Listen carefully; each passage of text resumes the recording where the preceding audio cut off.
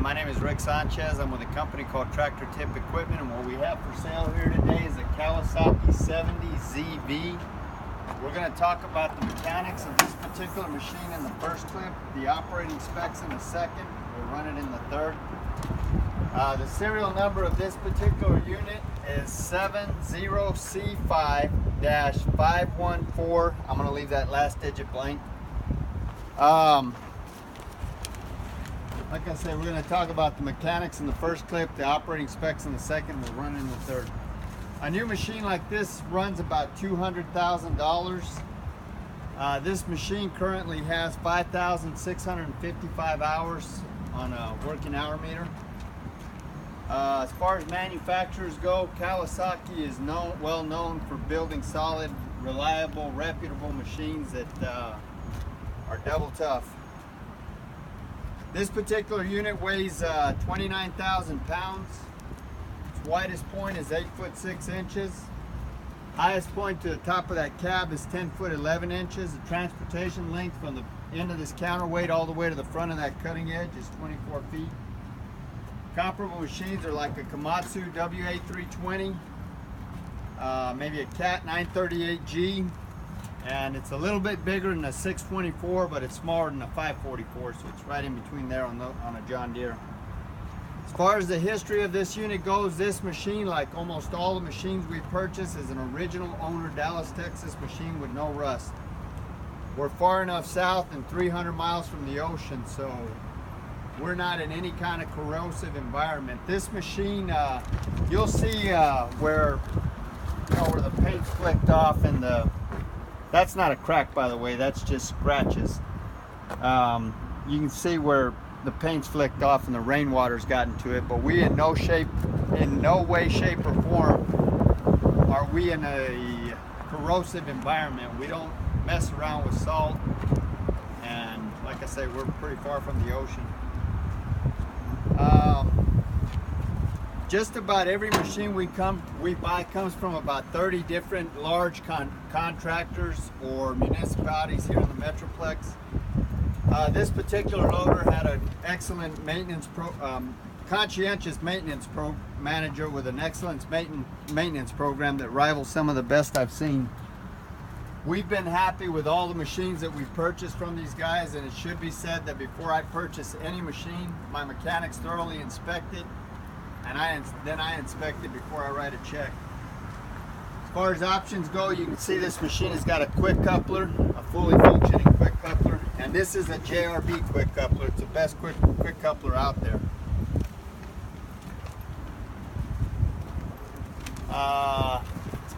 Does it have a key battery disconnect thing? No, I don't think so.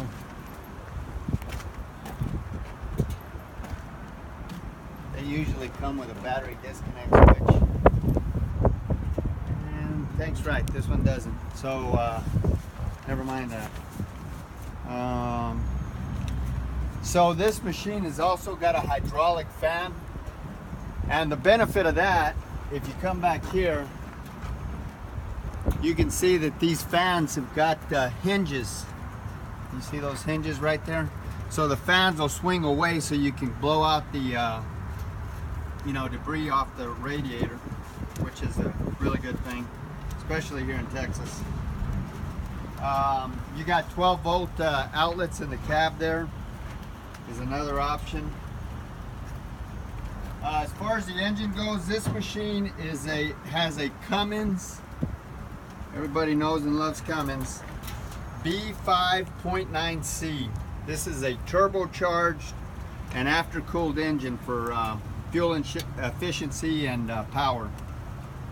It's got a 58-gallon fuel tank, which will run you 12 to 16 hours of operation depending on your application. Like I say, it's 160 horsepower. I don't know if I mentioned that. This tractor is mechanically sound. There's no leaks on it. Everything works. All of the fluid levels are where they should be. Another thing that works really well is the AC. That AC blows ice cold. And Tank, have you ever been in a Kawasaki loader that the AC doesn't work? Nope.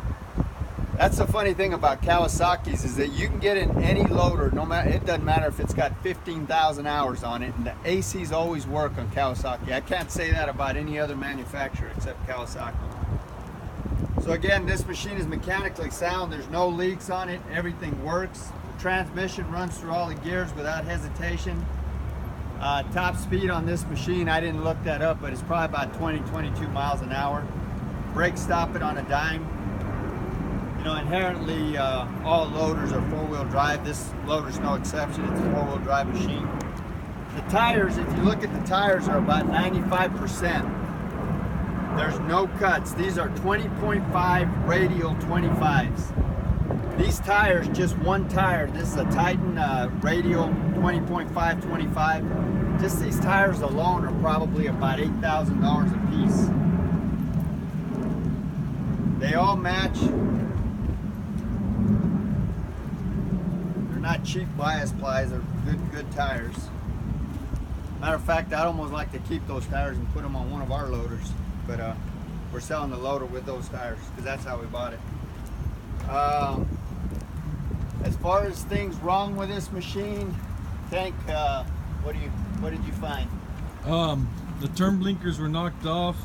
He's talking about these right here. What else, Tank? I'm waiting on a side panel over there, and the cutting edge has already been turned, so. Well, the cutting edge is probably about, on this side, it's probably about 65%. And what panel are you talking about, Tank? This little side corner one. So when you close it, you can. Oh. So he's got this panel ordered right here. At the time of this video, we don't have the panel. Should get here when, Tank? The end of this week, Friday. Okay. So that's the things that are wrong with this machine. Other than that, the hydraulics are strong on this machine. There's no cracks or welds anywhere in the work equipment. All of the pins and the bushings are relatively tight.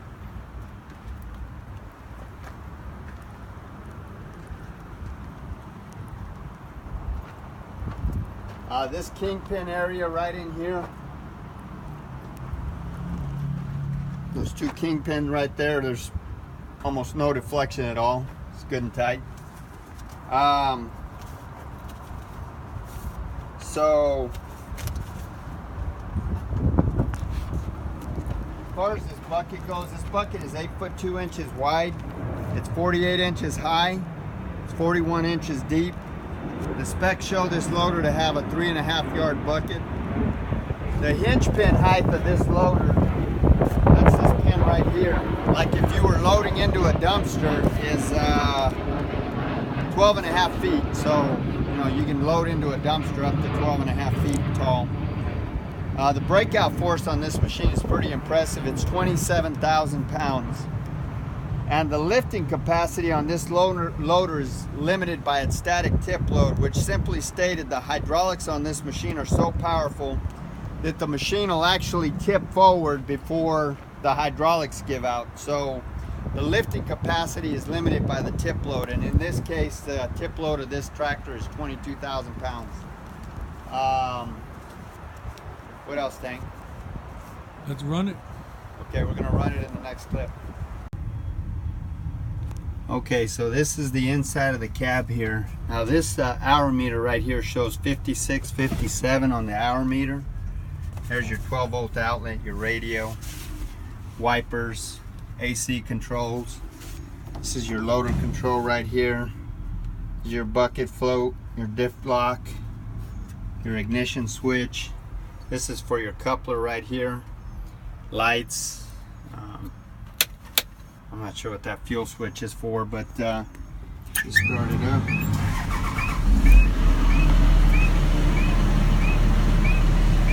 There's no codes or anything on the loader.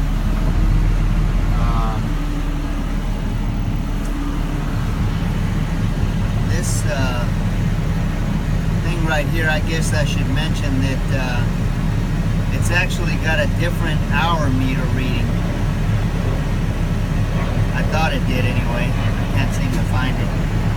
But it's different from up here. But These are just stuff that we found in the cabin.